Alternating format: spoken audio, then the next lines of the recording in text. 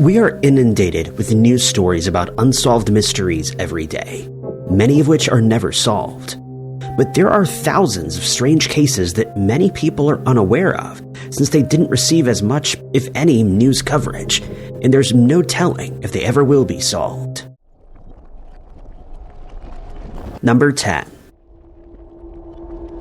Adam Rener, a man born in Austria in 1899, is included in the Guinness World Records as the person with the most variable stature ever recorded. While he was still a child, it became evident there was a problem with his physical development, and this continued until his passing in 1950. Adam was born in Graz to normal-sized parents.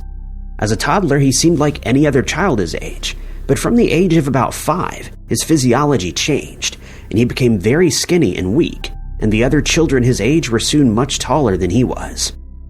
At the age of 18, he joined the military and served his country during the First World War. At the time, he measured just over 4 feet, and hence was unable to join the Austro-Hungarian army. He was diagnosed as suffering from dwarfism, as the average height for people with the condition is around 4 feet. He remained determined to join the military once more, and he tried to enlist again the following year, but again he was rejected for his height, or lack thereof. But by the age of 21, it was noticed that his hands had grown to normal size, and that he needed a US size 10 shoe. But the rest of his body stayed smaller than average. But that all started to change soon after his 21st birthday. Just 2 years later, his shoe size had doubled, and by the time he was 31, he stood over 7 feet tall. He'd grown at a rate of about 3.6 inches per year, something that was unheard of, and doctors were at a loss for an explanation. Soon, they noticed that he developed a curve in his spine, and his cheeks, lips, ears, and eye sockets had become much larger than they were before. In 1930, 2 doctors started studying him extensively in an effort to understand his condition, and this would continue for about 9 months. While it was never definitively confirmed, it was believed he was suffering from a condition called acromegaly, which is the result of a benign pituitary tumor. This causes the sufferer to experience rapid growth in specific parts of their bodies, and in many cases it results in that person passing away. Even though this condition has not been confirmed, it was decided that Adam should undergo surgery to have the tumor removed, but he was warned that this was a very risky procedure. But if it were successful, it would stop him from growing even further and likely save his life. For example, the tallest man, Robert Wadlow, considered the same surgery at the time, but he was advised against it since it was deemed too dangerous at the time. Adam agreed, and luckily the surgery went without a hitch. He was re-examined a few months later, and while his growth had slowed, his spine had curved even further. He'd started losing vision in one eye, the hearing in his left ear, and complained that he was struggling with headaches. Adam was eventually unable to walk, and he had to remain in bed. This never changed, and he would remain bedridden until his passing in 1950, after he was transferred to a care home. After his passing, he was measured and found to be around 7 foot 8 inches tall, and it became clear he'd still been growing while bedridden. Number 9. For centuries, people have been pondering the existence of mermaids. Sailors in ancient times reported seeing the creatures while they were out in the open seas. And while these claims have been dismissed as either hoaxes or the misidentification of other creatures, many people still believe that they are real. Some of the most famous supposed sightings of mermaids include the mermaid of Kiryat Yam, which was spotted in Israel in 2009. It's often seen at dusk, and on some occasions would seem to perform tricks for those who gathered on the shore to watch. Even Christopher Columbus reported he'd seen several mermaids while on his journeys. While he and his crew were sailing in the waters around Hispaniola, they reportedly saw 3 different mermaids. He added that they would often play in the water ahead of the ship, and whenever the ship approached, they'd rise up out of the water. He did also state, though, that they were nowhere near as beautiful as they were usually depicted, and he described them as mannish. It's been suggested, though, that what he saw was actually a manatee. Mermaids have also been reported in Africa. A construction crew that was working on a dam in Zimbabwe in 2012 decided to flee when they encountered what they believed to be a mermaid that attempted to stop them from working any further. The crew was dismissed, and another was hired in its place, but these men also fled after encountering the creature, stating they could no longer bear working under constant harassment from mermaids. The caiman is another well-known suspected mermaid that was spotted in South Africa by a group of friends who were camping close to a river. They described her as pale white with long dark hair, and that she seemed to glow in the sunlight. When they decided to take a closer look, the creature let out a cry as if she were mourning, and in the resulting chaos in the group, she disappeared back into the water, after which they were unable to spot her again. Then there's the Dearness mermaid that was first spotted in Newark Bay, Orkney in Scotland in 1887. This creature had been seen in the area many times over the years, and locals describe it as having a long white neck with black hair, human-like arms, and reports seem to indicate that it swims like humans do. It's been seen by fishermen, tourists, and people who just happen to be passing by. Some people have even reported seeing its offspring, and on occasion, a few people have attempted to capture it, but to no avail. At one point, the creature was spotted so often that leading newspapers across the country featured articles about it, and to this day there are still many people who believe it to be real, and it still swims in the waters off the coast of Dearness. It's been suggested it may have just been a manatee that somehow got lost and decided to make the area its home, or that a different creature was mistaken for a mermaid. One man managed to take a photo of it, and when it was studied, the creature was found not to resemble any known aquatic creature, which has led some people to believe that it might be a kind of a hybrid seal, or that it really is a mermaid, as unlikely as that may seem. Number 8.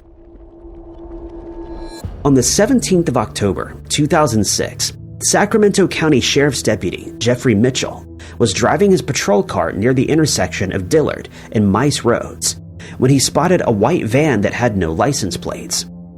He decided to instruct the driver to pull over for what should have been a fairly routine traffic stop, but what followed ended in tragedy.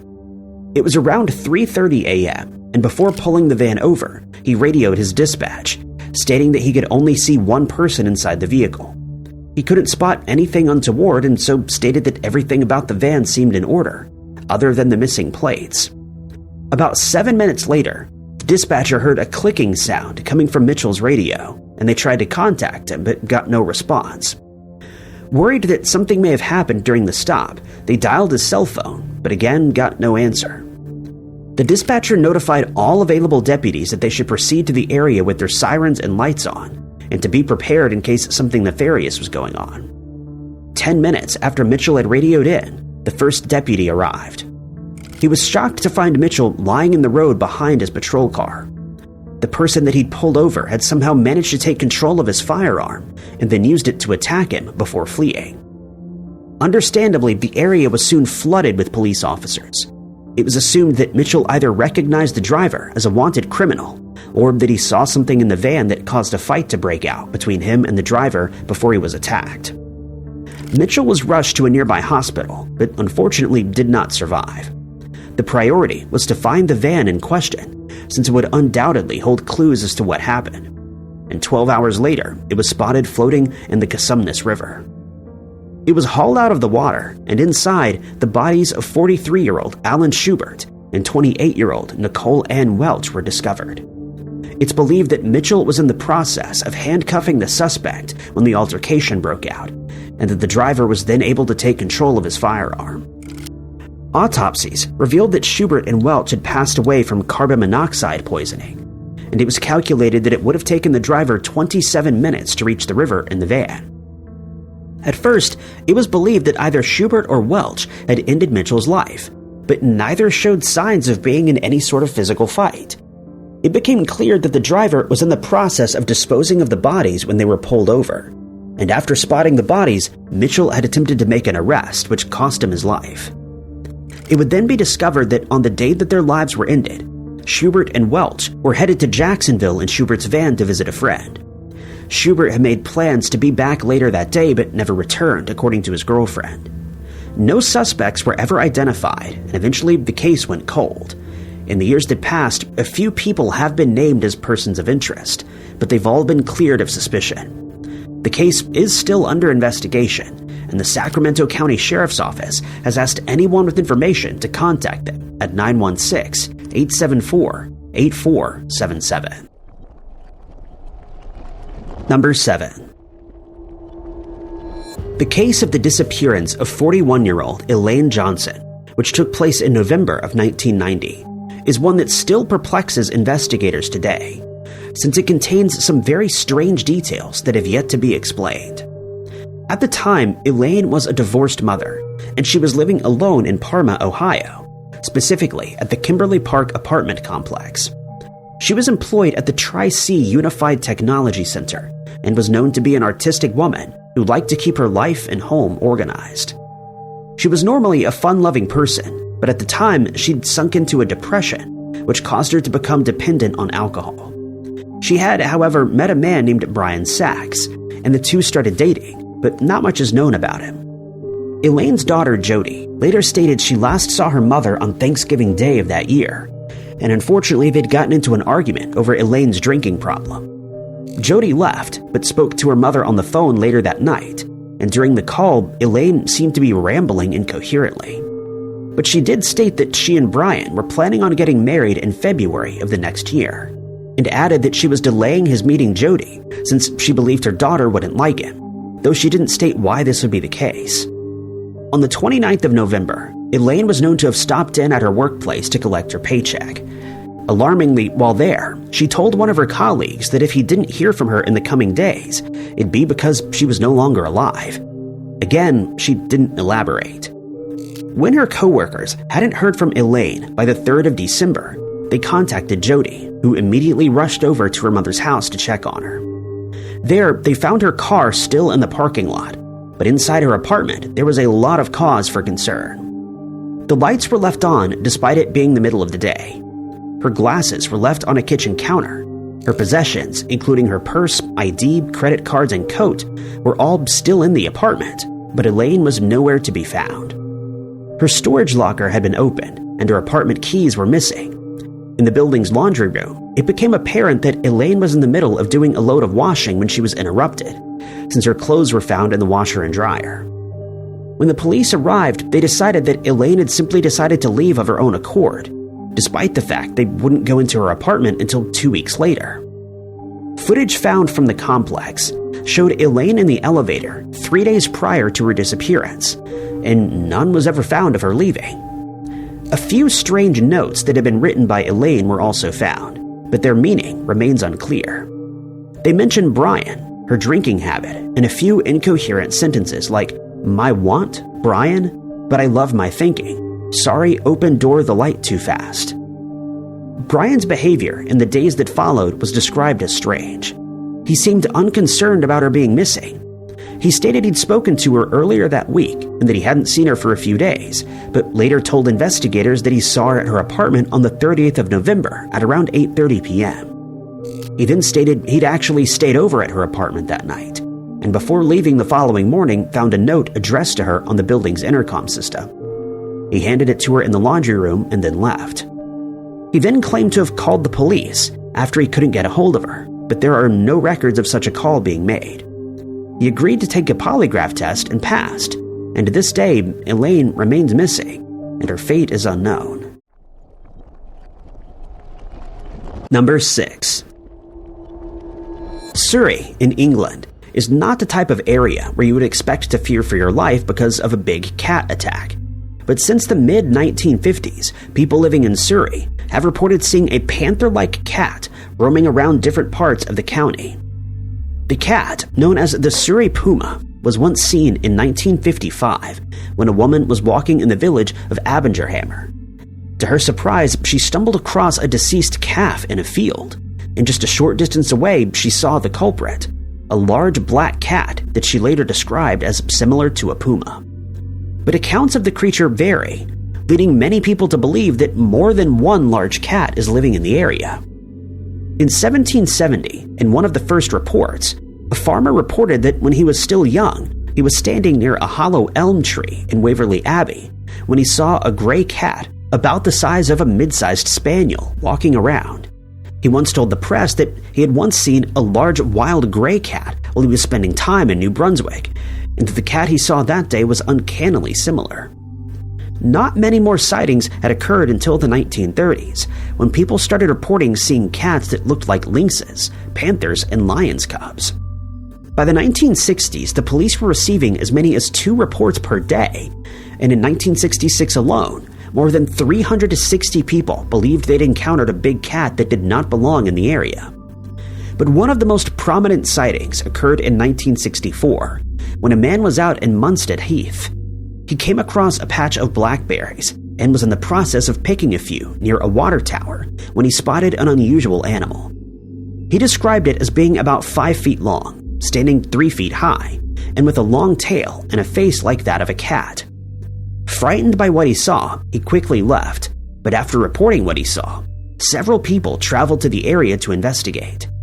They managed to find a set of paw prints in the soil that led them to a fence, where they suddenly stopped. Farmers in the area started reporting that they found animals, including deer and cows, that had seemingly been attacked by the cat, but managed to survive. They were found with scratch marks on their hides, but when these marks were studied, they were found to be smaller than the average puma's claws, leading some people to believe that the cat had either produced offspring or that a different creature was also wreaking havoc in the area. In 1966, an ex-police officer spotted the cat in his garden, and he managed to take a photo of the creature, after which he showed it to experts at Chessington Zoo, London Zoo, and the Natural History Museum. Staff at the museum and Chessington Zoo agreed that it might be a puma, but reports from London Zoo believed that it might be something else that they couldn't identify. Today, the Suri Puma remains one of the county's most enduring unsolved mysteries. Number 5. The family of 30-year-old Chad Austin, who disappeared on Memorial Day of 2019, has pleaded for anyone with information on his case to come forward, since his case remains unsolved today, despite the best efforts of investigators to figure out what happened to him. Chad originally hailed from Buena Vista in Virginia, where he did well in school. He represented his school in soccer, football, and basketball, but football was a passion of his. He was the type of person who wouldn't think twice about helping someone in need, and was very close with his family. He also loved spending time around animals, and at one point took a job at a zoo in Buena Vista, and he would often send photos of the animals to his family. He got his love for the outdoors from his family vacations that were often spent at Smith Mountain Lake, where he loved to fish and go on hikes. 2 of his favorite spots in the wild were Panther Falls and the Blue Ridge Parkway. He enjoyed the fact that there was no cell phone signal in these areas, and particularly loved spending time at the waterfalls. When he encountered other hikers on the trails, he'd usually share his food and water with them and ask to hear their stories of their time in the outdoors. He was a people person who was liked by everyone he met, which makes his case all the more tragic. On the 27th of May, 2019, Chad decided to visit Panther Falls once more. He set off with his beloved dog, Gunner, and his mother, Ellen, remembers seeing him getting in his car to leave, but she stopped to ask him if he wanted anything from Taco Bell, since they were about to place an order. He stated he didn't want anything, and then drove to the falls.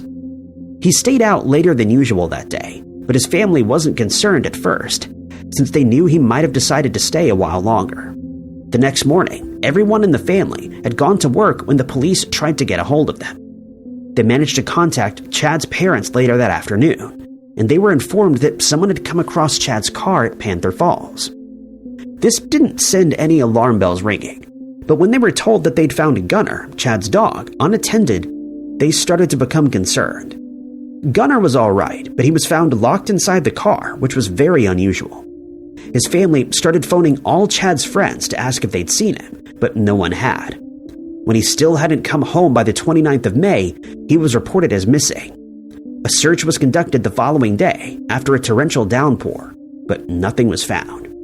For the next few months, his family did everything they could to find Chad and to spread awareness about his case, but no new leads were received. Then, in December of that year, Chad's wallet was found on a trail, and the investigators stated they believed it had been left there after the fact, since the trail had been searched before, but on that occasion nothing was found. Furthermore, it looked almost brand new, which should not have been the case if it had been lying out in the open for several months. Later on, a fisherman was spending time at the falls when he came across a set of remains that were later confirmed to belong to Chad. It was determined that 2 sharpened blades that were found a few months earlier were used to end Chad's life, and investigators reported that they believed a group of people was in the area at that time and they knew who was responsible. While the details have not been released, they added that they had forensic evidence showing that Chad and his attackers were involved in a physical altercation, but they declined to release any further information. The Virginia State Police has asked that anyone with additional information come forward by contacting them at 804-674-2000. For now, Chad's case remains unsolved. Number 4. Christopher Kurs disappeared from his family's house shortly before his 18th birthday, and while his disappearance is a baffling mystery, it's been made all the more mysterious by a series of strange notes that were sent to his parents after he vanished. Christopher was an outstanding student who reached the semi-final stage of the National Merit Scholarship Program. He was also invited to join the National Honor Society, and when he wasn't studying, he enjoyed spending time in the outdoors, swimming and reading. His life seemed to be heading in the right direction, but on the 20th of April, 1990, things took an unexpected turn. He was supposed to get up for school that morning, but he complained to his mother, Lonnie, that he was suffering from a bad headache and said he'd be staying home for the rest of the day to recover. She gave him a headache tablet to drink and then set off for work at an elementary school after offering to stay home with Christopher, but he stated he'd be fine alone. His father had left for a business trip, so he'd be spending the day at home on his own. When Lonnie finished her shift at school, she immediately drove home, but when she arrived, she realized Christopher wasn't there. Strangely, their dog was running around their yard when he should have been on his leash, and the family's van was no longer parked in the garage. In the house's kitchen, they found a note from Christopher in which he stated he was feeling better and that something important had come up. He added he'd be home by 6 that evening, and if he wasn't, it was likely that he had gotten lost. The word lost had been underlined several times. Lonnie contacted her husband, who immediately returned to the house, and when they still hadn't heard from him by midnight, they contacted the police. Unfortunately, they were told to wait 24 hours, and the police only started working on his case the next day. Then the case got even stranger. Christopher's parents received a note from him via mail. It was sent from Duluth in Minnesota and revealed that Christopher had lied about having a headache that morning. He added that he needed to lie to them so that he could gain access to the van, so that he could go, quote, "not even I know where." They recognized the handwriting as Christopher's, but were baffled by his decision to simply disappear from their lives.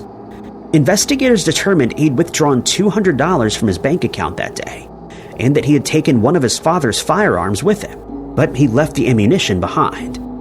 2 days later, the family's van was found in Itasca County, and inside they found the keys and another note with his parents' information. The area was searched by dogs that followed his scent into the woods, but after a mile, the trail disappeared.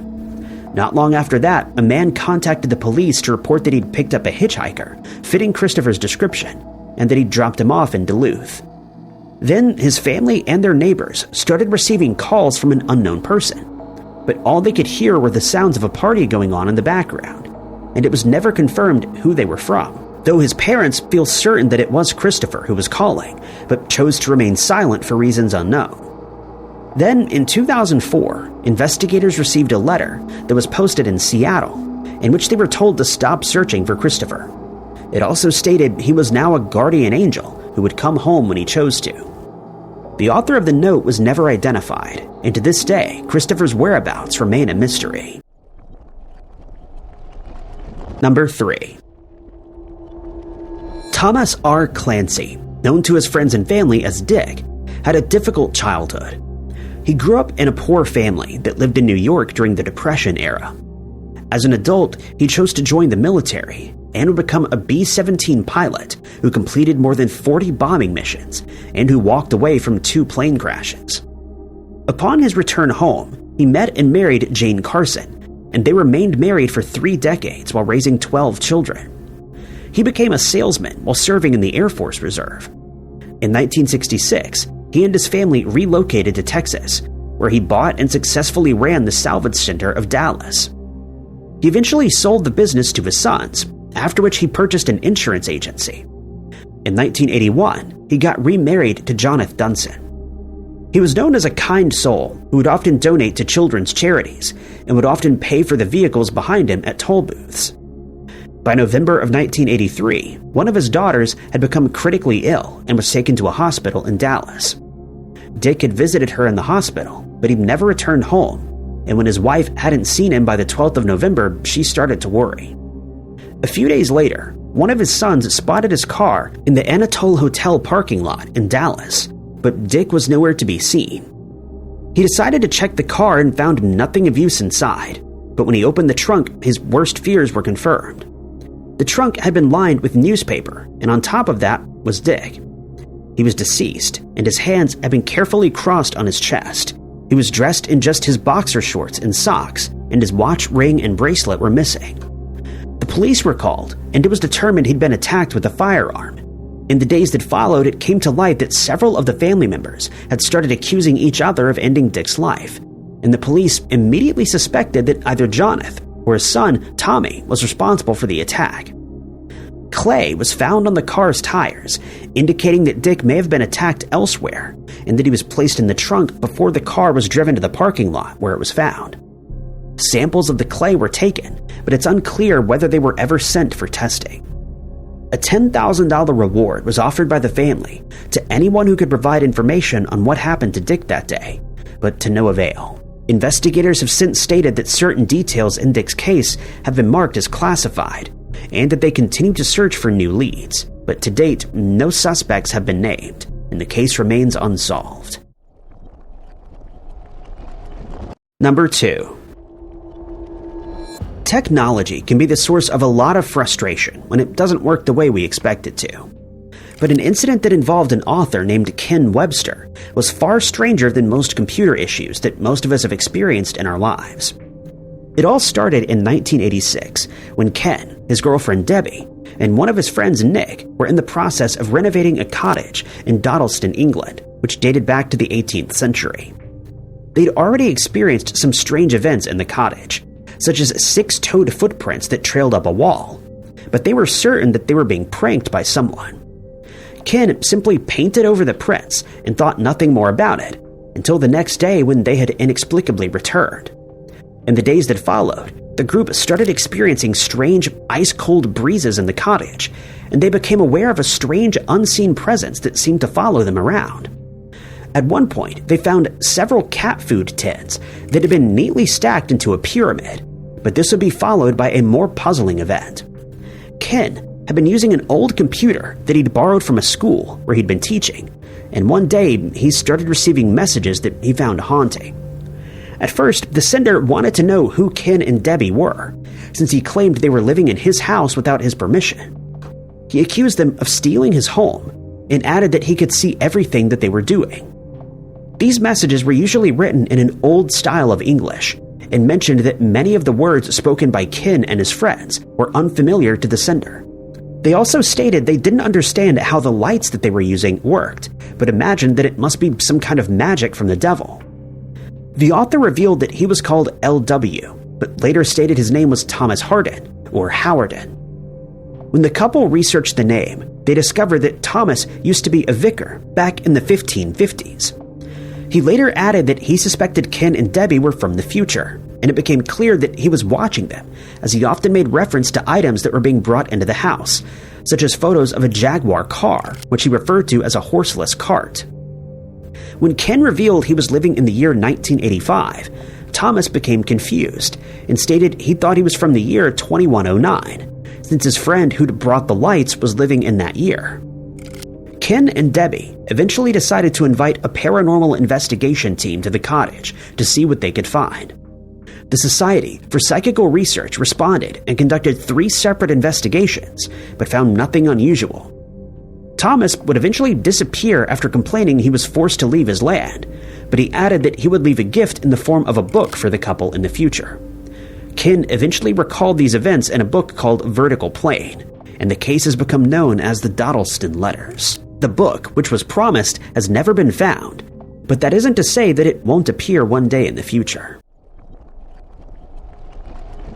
Number 1. It's been over 46 years since 19-year-old Cheryl Sharer inexplicably disappeared from Scott City in Missouri, and today investigators are no closer to figuring out what happened to her. Cheryl grew up on a 45-acre farm with her family. The property was located between Scott City and nearby Benton, and she was the oldest of 3 children. They spent most of their time playing outdoors, and Cheryl had a special love for the animals on the farm, as she could often be seen playing with them.